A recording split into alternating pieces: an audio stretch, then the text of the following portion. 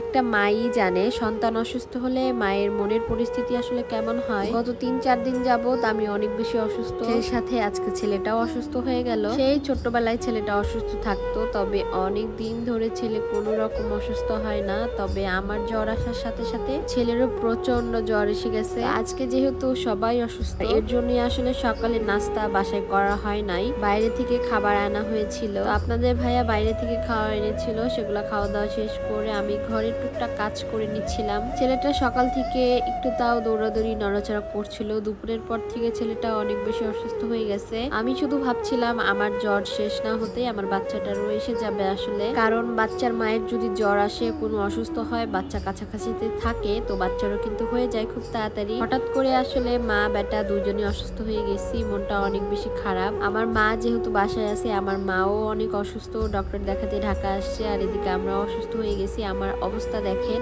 আর আমার বাচ্চাটার ঠান্ডা জ্বর আসলে অনেক বেশি বমি করে, আর বমি করলে কিন্তু বাচ্চারা অনেক বেশি অসুস্থ হয়ে যায়। দেখেন অবস্থা কি হয়েছে ছেলেটার একদিনে, আর আমার অবস্থা তো একদম নাজেহাল। একটানা 4 দিন ধরে আমি নাপাওয়ান খাচ্ছি। আমার চোখ, নাক, মুখ একদম কেমন হয়ে গেছে, কেন জানি মনে হচ্ছে পুরো বাসা একটা হসপিটাল হয়ে গেছে। দেখেন আমার রুমের অবস্থা। শরীরের মধ্যে ভালো লাগলে তো সবই ইচ্ছা করে, শরীর ভালো না লাগলে কিছুই করতে ইচ্ছা করে না। তো দুপুরে খাওয়া দাওয়া শেষ করে বিকেলের দিকে একটু ঘুমাইছিলাম। সন্ধ্যার আগ মুহূর্তে উঠে বাচ্চার জন্য একটু বিকালের নাস্তা তৈরি করতেছিলাম। তো বাচ্চার তো অনেক বেশি জ্বর আসছে, জানি না খাবে কিনা। বাচ্চাটা পাকা আম একদমই পছন্দ করে না, তাই তো পাকা আম দিয়ে আমি প্যানকেক বানাচ্ছিলাম। জ্বর আসলে আসলে বড়দেরই মুখে রুচি থাকে না, আরো তো বাচ্চা মানুষ। আমি 3-4 দিন ধরে কি খাচ্ছি আমি নিজেও বুঝতেছি না। হঠাৎ করে আমরা দুই মা বেটা অসুস্থ হওয়াতে আমাদের মনের অবস্থা একদমই খারাপ। তো আমারও কিন্তু প্রচন্ড জ্বর, মাথা ব্যথা, শরীর ব্যথা, তারপরে আমি দাঁড়িয়ে দাঁড়িয়ে প্যানকেক গুলো বানাচ্ছি আসলে বাচ্চা খাবে এর জন্য। কিন্তু কি আর করার, বাচ্চা যদি না খায় তাহলে এই কষ্টটা বৃথা হয়ে যাবে। তারপরে আসলে আস্তে আস্তে বানাচ্ছিলাম যে বাচ্চা খাইলে তারপরে মায়ের কিন্তু শান্তি। তবুও কিন্তু আমার বাচ্চা বানানোর পরে একটু খায় নাই, দেখেও নাই এগুলা। তবে এভাবে